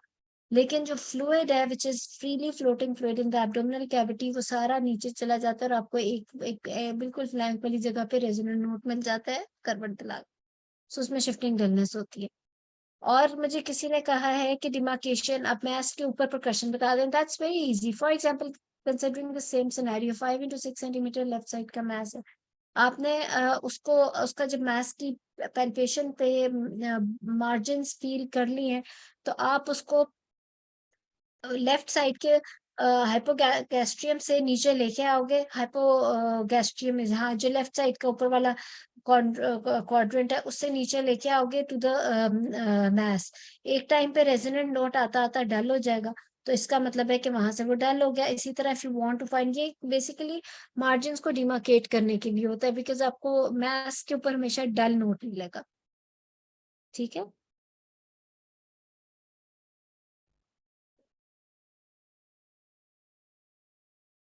ठीक है। So I think we have done the examination. और बाय मैनुअल पे उसी तरह जैसे महविश ने कहा था कि वही सारी फाइंडिंग्स जो एब्डोमेन पे विल रिकन्फर्म। महविश जल्दी से इसके इन्वेस्टिगेशंस बता दो आप। Okay madam excuse me ma'am, जी जी मैडम जी एग्जामिनेशन पे मेरा मैडम एक क्वेश्चन है कि जैसे 20-30 वीक्स का ये जो ओवेरियन मैथ्स हमें मिलता है, तो मैडम बाय मैनुअल पे हमें मतलब उस मैथ्स को कैसे बताएंगे कि फेल्ट सेपरेटेड फ्रॉम द वही यूट्रस? होगा। It's very difficult to palpate uterus separately. If you are able to, फिर हो सकता है बिल्कुल साइड पे करके मैस पड़ा और आपको अलग से छोटी सी यूट्रस फील हो गई हो भी जाती है वैसे। But if there is a huge mass, आप कह सकते हो कि पेल्विस में इतना बड़ा मैस है and I am not able to palpate the uterus separately. ठीक है, चलो ठीक है। इन्वेस्टिगेशंस बता दो। मैं विश पे टाइम हमारा काम रह गया। Okay. Madam, in the investigation, first of all, I would like to go for the baseline investigation that include the complete blood count, complete urine examination, fasting blood sugar level, and viral serology. Moreover, I will also would like to go for the renal function test and the LFTs and the ultrasound. आहिस्ता बोलो, बहुत abdomen. तेज बोल रहे हो। अच्छा, okay. I would also go baseline investigation के बाद मैंने CBC, recent hemoglobin with the RBC indices, TLC and the platelet count, RF renal function test and the LFTs, and then I would like to go for the ultrasound pelvis. और ultrasound pelvis से बताओ मुझे क्या चाहिए? बताएं। जी, uterus size, endometrial thickness, endometrial myometrial texture, and the ovarian status. As there is a mass, so I would like to see the mass is unilateral or bilateral. Is there any solid area of internal septation in between the mass, or is there any evidence of the ascites? I would also like to see is there the margins of the mass and the nature of the mass, solid or cystic, or the cystic in nature. And I would also like to know any papillary projections or ascites. And then on the basis of the ultrasound finding, I would conduct further investigation. Very good. और क्या होंगी वो complex mess है, मैंने जैसे scan पे बताया। Complex mass 5 to 7 centimetre. हाँ, ठीक है। और मैडम, so I would like to see her the CA-120 high level, and then on the basis of which I would get her the RMI level. I will also get other tumor marker that include the beta HCG, alpha fetoprotein, CEA, and the LDH. ठीक है। और कुछ? Madam, I would also get, I would like to see her the CD abdomen and pelvis for the delay for the detail in MRI pelvis, MRI pelvis with contrast for the extent or the overall nature appearance of for the इसमें MRI mass कराओगे? detail. जी MRI क्यों कराओगे? Madam, इसकी जो complex cystic मास है तो उसका nature देखने के लिए कि मतलब ये एक तो हमारा पोस्ट मेनोपॉजल पेशेंट है और फिर ये स्ट्रक्चर के साथ है, फिर अच्छा हाँ इसका CA-120 में ज्यादा आएगा तो कराऊंगी, सॉरी। तो क्या RMI कराओगे? जो चलो ज्यादा आएगा तो CA-125 1200 है। 1200 है तो madam CD abdomen and pelvis करवाऊंगी विद कंट्रास्ट। तो MRI आपने क्यों मांगा है? जी मैडम, अगर मुझे वो जो एक हमारे पास जो भी वो होता है, जैसे अगर मेट्स हैं या फिर कुछ और इस तरह की सस्पिशियस फाइंडिंग आ रही है, मुझे अगर उसको देखना है ओवेरियन जो सिस्ट है हमारे पास, उसको एक्सटेंट और उसकी चीजों को देखना है तो सॉफ्ट टिश्यू के लिए हम MRI पेल्विस करवाते हैं। तो CT तो ओवरऑल CT बताएगा ना क्या? कि सिटी में हमें पता चलेगा कि मास कैसा है, बाकी जो इसके एक्सटेंशन है वो कैसे, अदर विजराज कैसे हैं। तो वही बात आपने MRI में की है, ऐसे नहीं करना। एक पेशेंट का अगर सीटी भी करा लोगे, एमआरआई, आजकल एमआरआई जो है ना, आम से एमआरआई भी 20-25 हजार का हो रहा होता है, तो इतने का तो शायद कहीं आम जगह पे प्रोसीजर भी हो जाता हो। So it is very very expensive. देखो आपको क्लैरिटी होनी चाहिए। 2-3 बातें मैं टिप्स बता। निता ने क्यों हाथ खड़ा किया? जल्दी से बोल दो निता। मैडम मैंने ये पूछा था कि इन्होंने बाकी ट्यूमर मार्कर्स भी बोले हैं ना, तो 50 इयर्स की एज में हम बाकी वो भी क्यों मैं कराएंगे बताती अभी? हूँ, वो भी बात कर लेते हैं। अच्छा देखो, पहले सीटी एमआरआई, जो तो सीए ओवरी है उसमें सीटी का रोल है। एमआरआई आपने नहीं बोलना, ठीक है? क्यों नहीं बोलना? एमआरआई आपको सॉफ्ट टिश्यू एक्सटेंशंस बताती है। सॉफ्ट टिश्यू एक्सटेंशन आपने कहाँ देखनी है? जहां आपने सीए एंडोमेट्रियम का एक्सटेंट देखना है कि एंडोमेट्रियम कहाँ कितने % इन्वेट कर गई इनटू द मायोमेट्रियम, और इट्स रीचिंग द सीरोजा, और it's going into the cervix. सीटी आपको बताता है सरफेस स्प्रेड, यानी ट्यूमर का spread over the surfaces. For example, if there is CA ovary and you want to stage the disease on investigations, then you get the CT done to see if the disease has gone to omentum or to other organs or to the peritoneum on the surfaces only. MRI कब आता है CA ovary में? सिर्फ ovary के अंदर से cyst के nature को देखने के लिए, जहां आपको अल्ट्रासाउंड बता नहीं सक रहा। फॉर एग्जाम्पल, अल्ट्रासाउंड आपसे कह रहा है कि देयर इज अ मैस जो कि मे बी यस मल्टीलोकुलेटेड है, पर एग्जैक्ट उसका जो है ना सेप्टम का या पेपिलरी स्ट्रक्चर का साइज मेजर नहीं कर सक रहा एमसी अल्ट्रासाउंड, या एग्जैक्ट वो बता नहीं सक रहा, then you get the MRI done to know exactly the B और द एम रूल, और if you really need to know exactly कि कॉम्प्लेक्स सिस्ट है या नहीं, राइट? सीटी तो आप, वो बहुत रेयर चीज है कि आपको सी ओवरी में एमआरआई नहीं कराना। अगर एग्जामिनर पूछ ले तो आपको इतना पता होना चाहिए कि एमआरआई सिर्फ सिस्ट के अंदर की चीज बताता है, यानी सिस्ट के अंदर क्या है, उसकी नेचर क्या है। जो सीटी स्कैन है वो सर्फेसेस को बताता है, वो बताता है कि सी ओवरी जो है वो कहाँ तक सर्फेसेस के ऊपर है, ठीक है? सो इस तरीके से आपने करना है। और किसी ने बीच में और भी थोड़ी हाईफाई किस्म की पता नहीं क्या क्या इन्वेस्टिगेशंस आप लोग लिख रहे हो, हम तो एडवांस्ड की बात ही नहीं कर रहे। हमने तो एक आराम से 5 into 6 सेंटीमीटर की इंसिडेंटल फाइंडिंग दी है, which is a complex cyst, जिसको इवेलुएट करना फिर आगे मैनेज करना है, ठीक है? तो आपने अपना केस सिंपल रखना, तो आपने सीटी कराना है। और सीटी भी तब जब या तो आपको अल्ट्रासाउंड पे कॉम्प्लेक्स सिस्ट आ गई है मेनोपॉज पे ऑफ कोर्स, या फिर आपको ट्यूमर मार्कर ज्यादा मिले। निदा ने कहा ट्यूमर मार्कर सारे क्यों कराए हैं? हाँ, इसका एक जवाब तो ये है कि any tumour can happen at any age group, any CA can happen at any age group. जरूरी नहीं है कि 50 साल की फीमेल के अंदर जर्म सेल ट्यूमर ना हो, जरूरी नहीं है कि 19 ईयर और 18 ईयर ओल्ड गर्ल के अंदर एपिथेलियल सेल कार्सिनोमा ना हो, although it's rare, although germ cell is more common in the younger age group, etcetera etcetera. तो इसकी एक निशानी रख लो। हाउएवर कहीं पे हार्ड एंड फास्ट रूल दिया नहीं हुआ, किसी मैडम जगह और जो शायद सीए 40 ईयर मेंशन्ड है। 125 की जो सीए 125 की वैल्यू है वो 30 लेनी है या 35 लेनी है उसको, जो कि अगर 30 से 35 दिया हुआ है जगहों पे, कम फिर आ अब जाता है 30 तो से फिर हम ऊपर बाकी 32 ट्यूमर आता है, मार्कर्स तो आप कराते हैं। 32 को आप सीए तो नहीं ना बना लोगे। वैसे भी सही जब रिस्क उसमें ऑफ मैलिग्नेंसी इंडेक्स निकालोगे तो उसमें इतना फर्क तो नहीं पड़ेगा ना इसमें। मैडम उसमें ये है कि अगर मतलब 30 से कम आता है तो फिर हम बाकी ट्यूमर मार्कर्स कराएं, वरना अगर तो वही सीए 125 इतना ज्यादा आ आप जाता है तो बार फिर बार बाकी नहीं कराने की करा जरूरत नहीं। सकते। देखो, आप बार बार पेशेंट एक दफा है आपके पास, आपने C125 लिख के दिया, वो नॉर्मल आ गया, वो फिर आई है, फिर सारे में लिख के दोगे, ये तो अजीब सी बात है। आपने एक ही दफा अपने इन्वेस्टिगेशन मांगनी है, ठीक है? थैंक तो यू ये मैडम। याद मैडम कर सीटी लो कि एब्डोमेन भी कराएंगे? मैं अभी सीटी बताती हूँ। Abdomen with pelvis? Abdomen and pelvis with contrast, क्योंकि आपने स्प्रेड देखना है ना डिजीज का। तो ट्यूमर मार्कर्स की ये बात एक निशानी वैसे थ्योरेटिकली बना लो, कह लो कि ये कहीं मेंशन नहीं है, शायद किसी किसी जगह पे 40 ईयर मेंशन्ड है, लेकिन वो भी इतना एक्सेप्टेबल नहीं है। यूं कर लो कि 60 ईयर से ऊपर सिर्फ CA125 मांग लो, 20 ईयर से नीचे सारे tumour markers other than CA125, 20 से 60 ईयर के बीच में सारे ट्यूमर मार्कर्स मांगो with CA125, alpha fetoprotein, LDH, CA, beta HCG, ठीक है? ये सारे मांग लो 20 से 60 ईयर तक। अगर आप कहते हो कि मैं हर एज ग्रुप में हर ट्यूमर मार्कर मांगू, वो भी जस्टिफाइबल है। आप कह सकते हो कि जी NECA क्या ना करे एट एनी एज ग्रुप। ये कैसे हो सकता है कि मैं कहूँ कि जी सिर्फ मैंने 15 साल की लड़की में नहीं कराया CA125, वाई इट्स 0% इंसिडेंस तो नहीं है एपिथेलियल सेल कार्सिनोमा का। सो आप वही मैंने कहा कि प्री ऑपरेटिव स्टेजिंग के लिए हम हर चीज कराते हैं ताकि इंट्रा ऑपरेटिवली जाके फिर एम्बेरसमेंट ना हो, so that we should not get new surprises during surgery. जी जी एक एक करके आप क्वेश्चन पूछ लो, पहले सना फिर निदा फिर ज्योतिका। जी सना। अस्सलाम वालेकुम मैम। वालेकुम जी।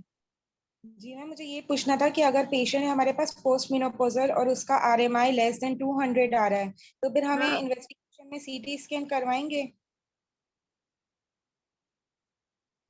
रिस्क ऑफ मेलिग्नेंसी इंडेक्स अगर लेस देन 200 है तो सीटी नहीं कराएंगे। ठीक है मैम। और अगर उसको काउंसिल करना है तो काउंसिल करने से पहले प्री ऑपरेटिव हम बताएंगे उनको कि अगर हमें कोई एविडेंस मिल रहा है ड्यूरिंग सर्जरी मेलिग्नेंसी का, तो हम आपकी स्टेजिंग लेप्रोटमी करेंगे, और ड्यूरिंग सर्जरी मतलब हम सारे लेस स्टेप्स देन लेंगे। 200 में तो आपका रिस्क ऑफ मेलिग्नेंसी इंडेक्स कम हो गया ना। देखो रिस्क ऑफ मेलिग्नेंसी इंडेक्स में आपका अल्ट्रासाउंड, मेनोपॉजल स्टेटस और आपकी आ जाती है CA1-5 की value. If it is less than 200 it means definitely उसके अल्ट्रासाउंड की फाइंडिंग ही नहीं कोई खास, या उसका CA1-5 ही नॉर्मल की तरफ है, it's less than 200 right. That's why आप उसको फिर सीटी तो आप उसमें कराओगे जिसमें अल्ट्रासाउंड और CA1-5 ज्यादा आ रहा है, and if she is menopausal as well, तो उसमें आप सीटी कराओगे। तो अगर ये सारा कुछ नहीं आ रहा तो फिर क्यों उसकी मेलिग्नेंसी की तरफ काउंसलिंग कर रहे हो?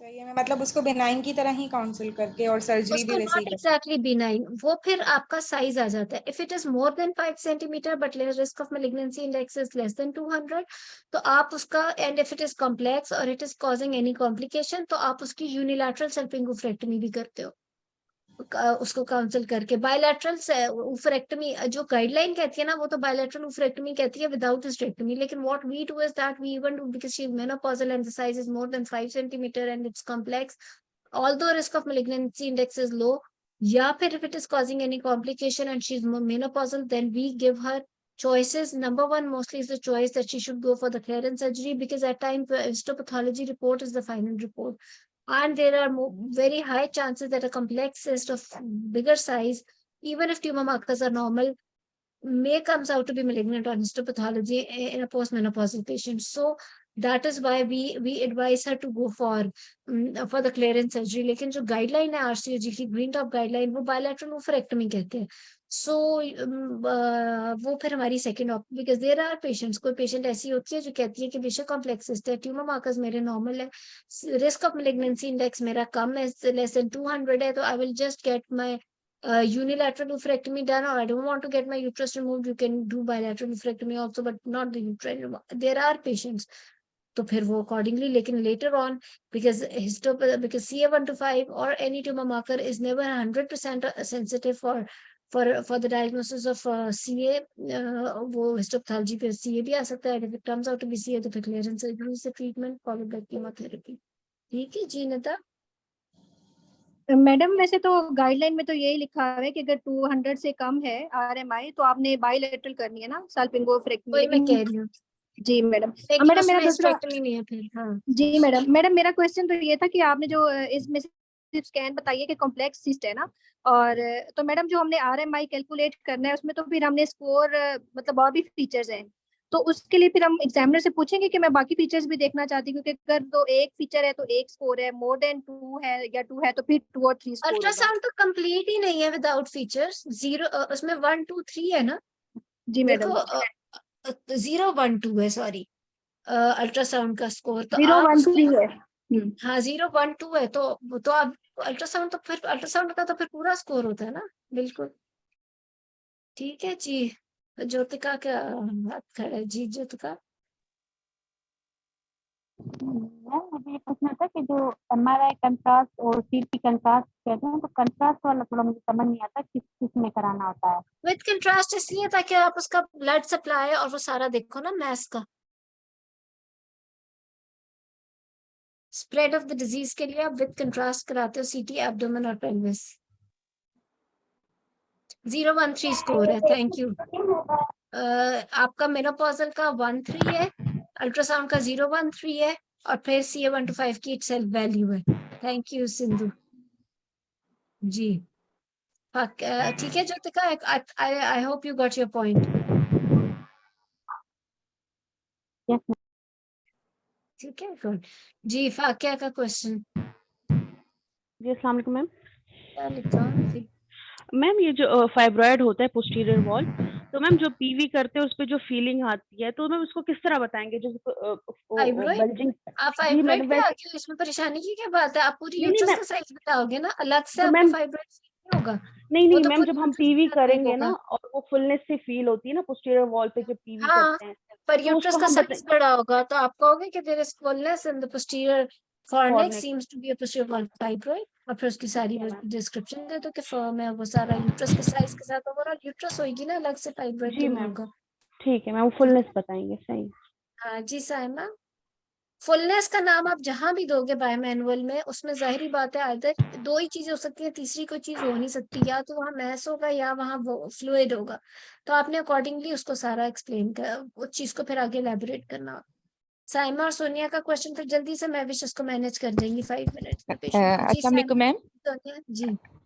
अस्सलाम वालेकुम वालेकुम मैम, सलाम। मुझे एक क्वेश्चन पूछना था जो पहले सिनेरियो होता है, क्योंकि मुझे बहुत कंफ्यूजन है मैम। जो नली पेरेंट्स है जिसको फर्टिलिटी डिजायर होती है और जिसके हाई सस्पिशन ऑफ मेलिग्नेंसी है मैम, 1A से ऑनवर्ड जो 1B है, मतलब germ cell tumour especially ma'am, उसमें हम उसको फर्टिलिटी प्रिजर्विंग का फिर देंगे ऑप्शन? क्योंकि अगर दोनों की देखो, ओवरीज लाइफ का इन्वॉल्वमेंट क्या फर्स्ट करें? फर्टिलिटी इज सेकंड, लाइफ पहले है, फर्टिलिटी बाद में। Yes ma'am. उस फर्टिलिटी को बचा के क्या फायदा कि 4 महीनों बाद वो स्टेज 4 हुई हो, ठीक है ना? तो यस ये मैम, तो आप बिल्कुल उसका stage 1A is the only stage जिसमें फर्टिलिटी बचाई जा सकती है। मैम। ठीक है, बाकी कुछ सब में हमने क्वेश्चन और कंप्लीट हैं? Clearance surgery ma'am, clearance surgery बिल्कुल करेंगे फिर बिल्कुल आगे। बिल्कुल बिल्कुल जी। ज्योतिका का क्वेश्चन ले लेते ठीक है हैं मैम, जी। Thank you. जी अच्छा, ओके, वैसे हैंड खड़े हैं निदा का भी शायद। ओके, सो मैं विश आप इसे मैनेज करो जल्दी से, फिर उसके बाद मैं बाकी के क्वेश्चंस लेती हूँ। मैडम पहले मुझे ना जैसे एविडेंस ऑफ मेट्स और एसाइटिस पता करना है उस पर अल्ट्रासाउंड पर, गुड। ताकि मैं माइंड कैलकुलेट करूं। अल्ट्रासाउंड नहीं, सीटी पे मेट्स पता चलेगा ना। सॉरी, ठीक सीटी है, पे। सीटी के ऊपर तो नहीं है, कोई वो नहीं है पेरिटोनियम पे और वो सारा। और मैडम इनका CA 125 जो आपने बताया था वो 1200 था, तो वही लो। 1200 जी। ठीक है, ओके।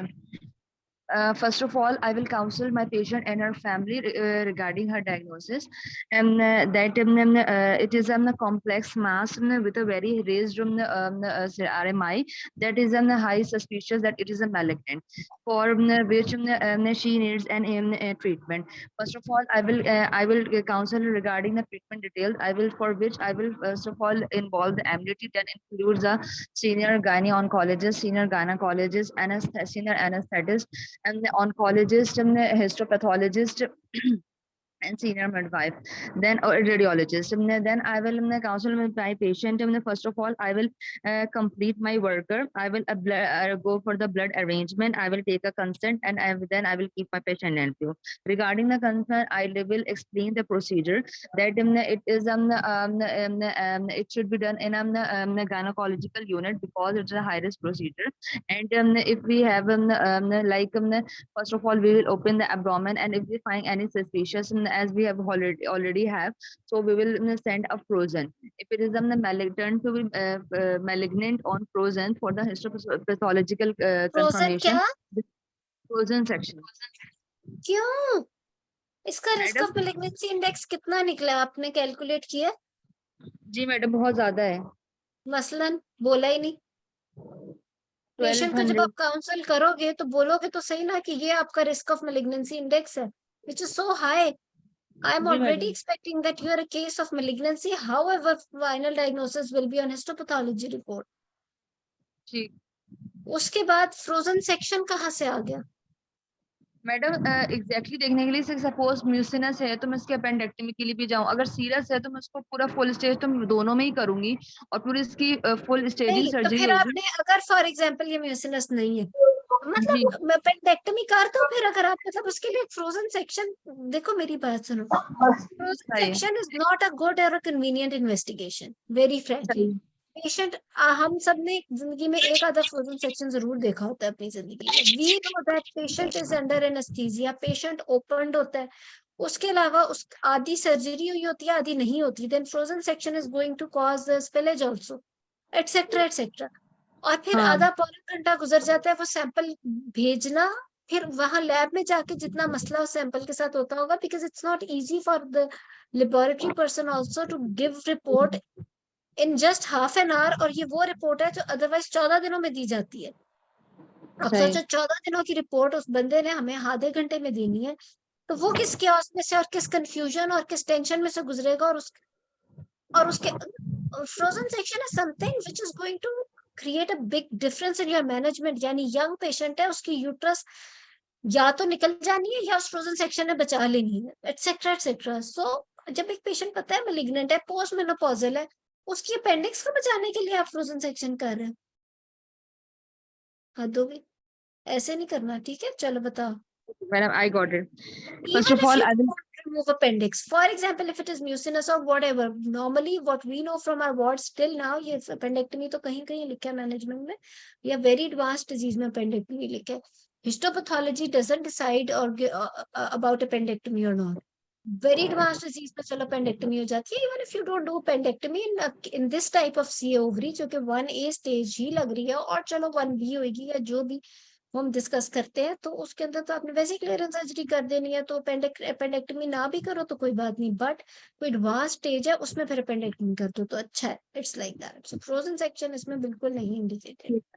Madam, फिर मैं first of all I will counsel the patient regarding her diagnosis that it seems to be malignant, and then I will involve the MDT and I will explain the procedure that I will go for the after the complete workup, blood arrangement, consent, and NPU. I will go for the after the anesthesia induction. I will go for the midline incision in abdomen, and then I will assess them. I will get the peritoneal washings, and if the ascites is not present, otherwise I will take the ascites, and then I will go for the abdominal evaluation for the liver, omentum, overall the peritoneal surfaces, and the paracolic gutters, and then I will excise the mass very carefully, and to avoid the spillage, and then I will also assess the contralateral ovary. Then I will go for the total abdominal hysterectomy and bilateral salpingo-oophorectomy, and then I will assess the lymph nodes, and I will go for the is there any suspicious lymph node or not. I will also go for the pelvic lymph node dissection, and then I will also go for the omentectomy. Very good. Okay, then I will close the abdomen in the reverse direction. I will document my findings and will shift my patient to the recovery room, and followed by the SGU shifting. Then I will go for the strict vital monitoring, IO charting, and the chest auscultation, intervention chest auscultation, the post-operative period. I will also go for the VT prophylaxis. If I will also assess for the VT prophylaxis. Then I will the post-operative patient. If my patient remains stable, then I will counsel my patient. Then I will well hydrate my patient and will mobilize her earlier. And then I will also counsel my patient regarding her diagnosis and the intraoperative findings and the procedure done. Moreover, I will also counsel that she will follow up with the histopathology report, and then I will again involve the MDT for the further management plan that could be that in the form of the like the need of the chemotherapy for how long and its pros and cons, and then the further treatment and how she need to be follow up like for the 3 to 4 months in the 2 years, and then then the 3 to 6 months for the 3 yearly, and then annually for the lifelong. Very good. You are good actually. So अच्छी बात है। देखो चीजें जो आपको वैसे homework वाली याद होनी चाहिए वो आपकी फिंगर टिप्स पे है, एक्सेप्ट के छोटे छोटे ब्लंडर्स ना करिए। So excuse me, other than that you're very good. Histopathology वो सारा आपने ऑन्कोलॉजिस्ट से डिस्कस करना है, फर्दर कीमो डिस्कस करनी है, उसके बाद इसी तरह फॉलो अप आप सारा बता दो, तो this was very good. So I hope कि चीजें क्लियर हो गई हैं। बायोप्सीज यार सीटी बेस्ड, सीटी गाइडेड होगा, फ्रोजन सेक्शन तो इंट्राऑपरेटिव बायोप्सी थी। जी नसरीन, ये चैट पे क्वेश्चन है जी। मैडम नसरीन का लिफ लास्ट नोड्स क्वेश्चन निकालने हैं ना, जी। लिफ नोड्स निकालने हैं ना लिम्फेडेनेक्टमी नॉट नेसेसरीली, ठीक है ना। लिम्फ नोड क्लियरेंस जो है ना वो डिसाइड करता है ऑन्कोलॉजिस्ट। और सेकेंडली ये कि अब इसके डिफरेंट कॉन्सेप्ट बदल रहे हैं। वैसे सी ओवरी के अंदर lymphadenectomy is a part of it, see endometrium में नहीं है। जी Momina ji. Madam CT based image biopsy का रोल कहाँ पर आता है? हमें मतलब कौन सी स्टेज के ऊपर ये इंडिकेटेड है कि हमें ये करनी चाहिए? और फ्रोजन सेक्शन जो है उसका role sorry ma'am, neoadjuvant chemotherapy कि आपने बिफोर सर्जरी 3 साइकिल्स कीमो के करने हैं, then surgery and then post surgery, then you may need to take the biopsy that may be CT guided or may be ultrasound guided or may be ascitic tap related, ताकि आप उसे chemo sensitive वाला tumour करो और chemo दो and then you go ahead with the surgery and then the post chemo. जी madam कुछ examiners पूछते हैं कि इंट्राऑपरेटिवली आप फ्रोजन सेक्शन क्यों भिजवाएंगे? तो अगर हम मतलब जैसे इस केस भेजेंगे में इस पेशेंट के लिए हम कह रहे हैं पोस्ट मेनोपॉजल कि इस मैडम तरह के डिसाइड पेशेंट करने के लिए कि हमने जो एडजुवेंट कीमो देनी है वो कौन सी टाइप ऑफ कीमो देनी है, ये डिसाइड करने के लिए हम फ्रोजन सेक्शन भिजवाएंगे। नहीं, वो तो आपको आ ही जाएगी बायोप्सी पे रिपोर्ट। फ्रोजन सेक्शन तो होते हैं आपकी सर्जरी की टेक्निक या सर्जरी के स्टेप्स को चेंज करने के लिए, उसके अलावा फ्रोजन सेक्शन का कोई रोल नहीं है। ड्यूरिंग सर्जरी आपने वो रिपोर्ट लेनी है ताकि आप ये डिफाइन करो या ये डिसाइड करो कि आपने सर्जरी में तो नहीं कोई चेंज लाना। एक पेशेंट जो नॉन केस ऑफ सीए है उसके अंदर आपको फ्रोजन सेक्शन की हैसल की जरूरत नहीं है, क्योंकि बायोप्सी की रिपोर्ट तो क्लियरेंस के बाद आ ही जानी है। However, अगर वो यंग पेशेंट है, यू नॉट श्योर दैट ये जिस पे आप ऑपरेट कर रहे हो सीए है या नहीं, और it's going to make a difference in your surgery और योर सर्जरी स्टेप्स या कोई डिसीजन में फर्क ला रहा है, तो फिर आप फ्रोजन सेक्शन इंट्राऑपरेटिवली करोगे। ठीक है जी। Okay ma'am, okay ma'am. Ma'am chemotherapy drugs की डिटेल आनी चाहिए, थोड़ी सी आनी चाहिए आपको ये कार्बोप्लेटिन और पेक्सिलिटेक्सिल तो खास तौर पे आनी चाहिए, ये दोनों कर लें विद साइड इफेक्ट्स और डोज भी थोड़ा आनी सा चाहिए। कर ही लें। हाँ, अगर कोई यू नेवर नो, बिल्कुल मैम थोड़ा सा अस्सलाम वालेकुम मैम। जी जमादा मैम ये जो रिकरेंस होता है ओवेरियन कैंसर का, उसका थोड़ा बता दें, जो पैलिएटिवम सेंसिटिव और रिफ्रैक्टरी वाला होता है जिसमें हम पैलिएटिव थेरापी या सर्जरी भी करते हैं, उनका थोड़ा बता दें। वो भी बता देते हैं। देखो ये अच्छा क्वेश्चन है। जो रिकरेंस है ना ऑफ एनी सीए, ऑब्वियसली उसके बाद उसका सर्वाइवल भी कम हो जाएगा। उसके अंदर दो चीजें किसी भी सीए में देखी जाती हैं कि प्राइमरी ट्रीटमेंट क्या हुई है और प्राइमरी ट्रीटमेंट को टाइम कितना हो गया।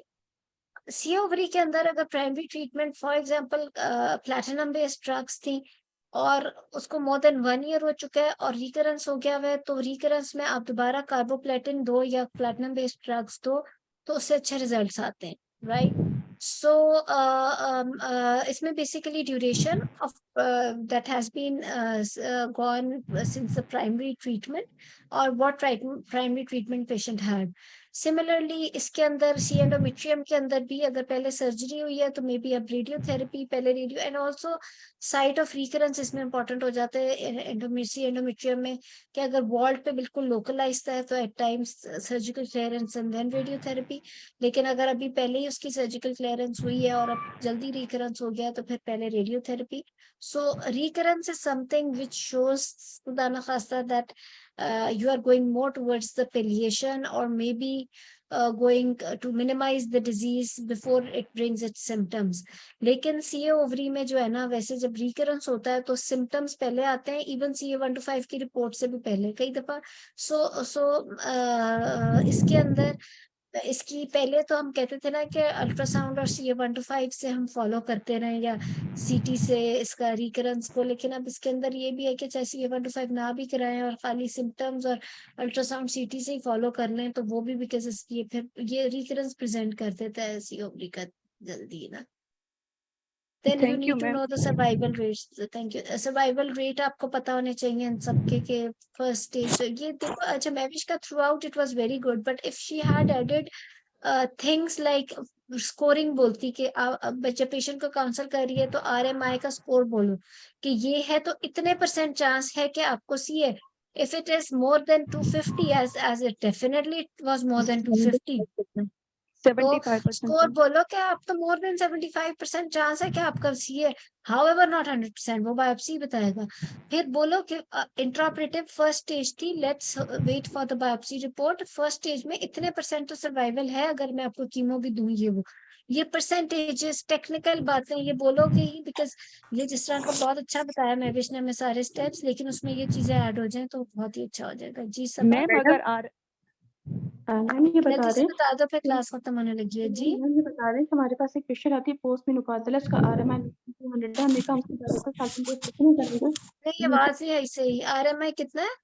लेस देन 200 है, हम उसकी सिंपल बायलेटरल साल्पिन जो ओफरेक्टमी करेंगे, यूट्रस को अनटच छोड़ेंगे। लेकिन मैडम ने ये एग्जाम का क्वेश्चन है कि यूट्रस का क्या फायदा है जो आपने पीछे छोड़ा है, तो इसका क्या फायदा है पोस्ट किसकी बात मेनोपॉजल में? कर रहे हैं? जो ये गाइडलाइन में दिया हुआ है, नॉर्मली हम तो क्लियरेंस करते हैं, पर गाइडलाइन में से दिया हुआ है कि जितनी कम इंटरवेंशन करेंगे उतनी कम मॉर्बिडिटी होगी। खाली बायलैटरल ओफरेक्टमी जो है वो तो बिल्कुल कोई मॉर्बिडिटी नहीं करता ना, क्लियरेंस सर्जरी की ओवरऑल इंट्राऑपरेटिव मॉर्बिडिटी ज्यादा है। जी जमाला, लास्ट क्वेश्चन है। मैम अगर RMI जो है मोर देन 250 आता है तो रिस्क ऑफ मैलिग्नेंसी इंडेक्स हमारा मोर देन 75% हो जाता है। तो उसमें हम फुल स्टेजिंग लेप्रोटमी करते हैं, जिसमें पहले हम बायोप्सी लेके फिर total abdominal hysterectomy full trained BSO oncological surgeon चाहिए आपको। कैंसर यूनिट में ही होता जैसे है। महविश ने बताया था कि patient is sent to the oncology centre. Cancer, जी कैंसर यूनिट में ही। तो मैम इसका जो है TAH BSO और साथ में इंफ्राकोलिक ओमेंटेक्टमी करके फिर जो हमें सस्पिशियस एरियाज अगर मिलते हैं तो उनसे भी बायोप्सी लेते हैं ना।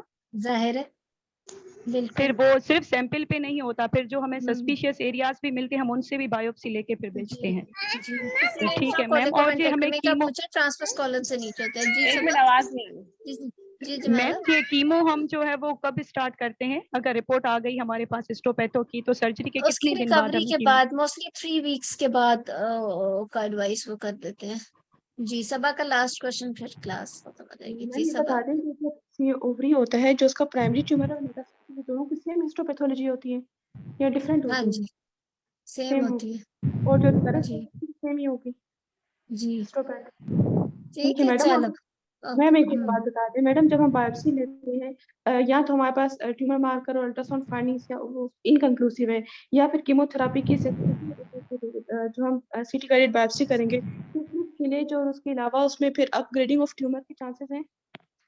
हाँ इसमें स्पिलिच से वो थोड़ा सा इसका प्रोग्नोसिस इफेक्ट होता है। ठीक है ma'am.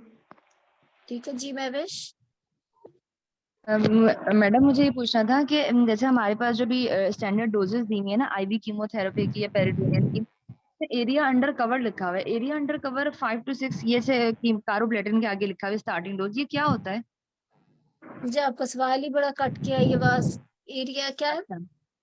Area under cover AUC जो भी हमारी न्यू गाइडलाइन है उसके उसमें लिखा हुआ है कारोप्लेटिन की डोज लिखी है, तो उसमें लिखा है स्टार्टिंग डोज आप एरिया अंडर कवर 5 to 6 करें। आई डोंट नो वो क्या होता है। जब पैक्लिटेक्सेल तो IV डोज दी हुई है 175 ये मिलीग्राम किसी पर मीटर ऑन्कोलॉजी स्क्वायर। वाले से डिस्कस कर लेना, ये मुझे नहीं एग्जैक्टली पता। ठीक है हाला बताते हैं। हाला आप भी क्वेश्चन कर लो। ये जो है हमारे साथ हम बुक में ये लिखा है क्या, फॉर आपका एग्जांपल नहीं सिग्नल आ रहे, आप टाइप करके पूछ लो। हाला बिल्कुल आवाज नहीं आ रही। फॉर एग्जांपल हाला की आवाज नहीं आ रही, सॉरी आप टाइप कर लो। ठीक है महविश का कोई क्वेश्चन? मैम अभी आ रही है? मैम मेरा क्वेश्चन ये था कि अगर आपने ओवेरियन स्पेयरिंग करनी है तो उसमें मैम फिर हम फ्रोजन सेक्शन जो है उन्होंने इस तरह कहा था कि अगर एक ओवरी जो है जो मतलब जो अफेक्टेड है उसकी आप मतलब वो तो हटानी है, दूसरे की फ्रोजन सेक्शन हम कर ले। नहीं अगर करना, दूसरी वो हम पेड है डिस्कस कर चुके तो हैं फिर हम रिकॉर्डिंग में देखना। बेटा सभी सवाल करो जल्दी से। डॉक्टर अयोपा से मैंने एक केस प्रेजेंट किया था ना, उन्होंने मुझसे पूछा था कि सुप्राकोलिक इंफ्राकोलिक ओमेंटेक्टमी में क्या डिफरेंस है और हम कब किस वक्त अप्लाई करते हैं, तो इसको काइंडली थोड़ा सा एक्सप्लेन कर दें।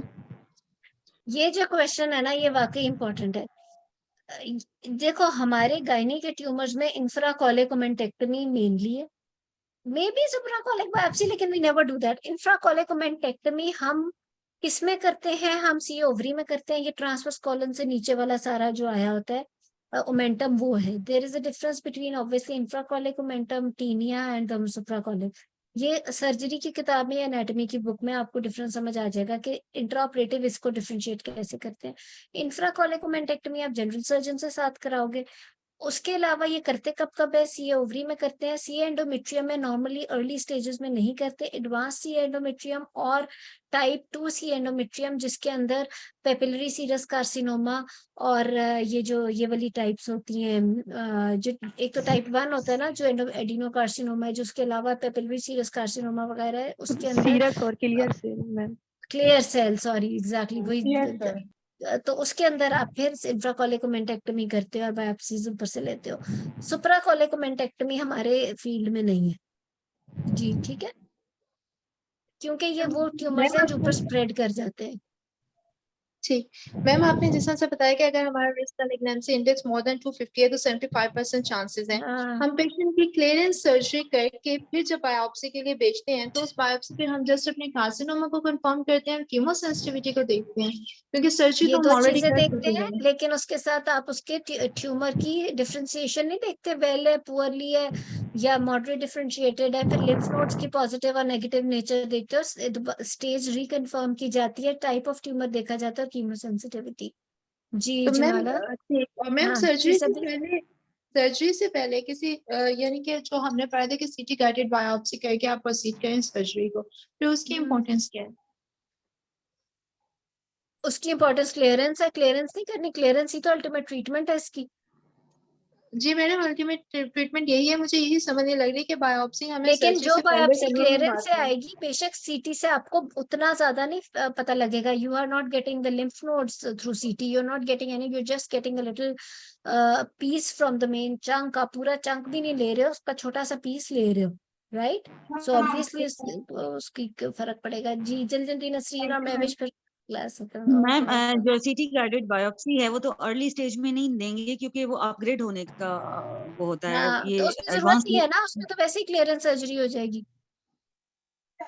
जी जी महविश, लास्ट क्वेश्चन महविश का। हाँ जी मैडम, बस मुझे ये पूछना था कि मैडम जो रीसेंट एडवांसेस जैसे उसमें पैप इनहिबिटर्स हैं, इम्यून चेक पॉइंट इनहिबिटर्स आ रहे हैं, और तो मैडम यस यू वो कैन पाकिस्तान में कौन सी चीजें अवेलेबल है, जैसे कि पेरिटोनियल कीमोथेरेपी, तो मुझे वो पूछना था कि अगर हम रीसेंट वाले जो Yes, we have पाकिस्तान में the होगी। peritoneal chemotherapy, maybe in Shaukat खाना वहां पर वो करते हैं, उनके पास अवेलेबिलिटीज है। आई डोंट थिंक सो कि इम्यूनोसप्रेसेंट्स और वो चीजें हम लोग कर रहे हैं। तो अगर ज्यादा है तो आप शौकत खानम के किसी से डिस्कस कर सकते हो। All you need to know is कि आपका रिसेंट एडवांसेस हैं क्या। पाकिस्तान में इंट्रा पेरिटोनियल कीमो तक तो है, बट उससे आगे आई डोंट थिंक सो। ठीक है, थैंक ठीक है, चलिए वेलकम। आई मैडम थिंक काफी लास्ट क्वेश्चन। क्वेरीज होगी। जी जी मैडम। हाँ मैडम, मैंने कहा कि न्यू एडजुवेंट जो हम वो कीमोथेरापी करते हैं वो एग्जैक्ट किस स्टेज पे हमें दे के फिर हमें जो है वो सर्जरी करनी देर होती इज, है? हाँ देखो, न्यू एडजुवेंट जो है ना, बेसिकली उसका मकसद ये नहीं है कि आप कहो कि एग्जैक्ट स्टेज। डेफिनेटली स्टेज 1 में तो you don't need it, stage 2 की लेटर स्टेज ऑफ स्टेज 2 और अर्लियर स्टेज 3, बिकॉज वो हम न्यू एडजुवेंट का मकसद क्या है, वो ये मकसद है कि हमारा ऑपरेशन आसान हो जाए, इंट्रा ऑपरेटिव फाइंडिंग्स बेहतर हो जाए, सो एज टू रिड्यूस और minimise the intra operative morbidity जो और है वो कम हो जाए। कॉम्प्लिकेशंस। जी तो जी। वो probably stage 2, later stage of stage 2, जिसमें आपको सीटी के ऊपर मेंटल मेट्स मिल गए हैं, या आपको इतना, तो यू आर एक्सपेक्टिंग के अंदर सारा फ्रोजन निकलेगा, तो it's better that you do the you give her 3 cycles of chemo before the surgery. Thank you madam so next much. Class C endometrium पे कर लें। सी एंडोमेट्रियम पे कर लेते हैं। That's a good मैं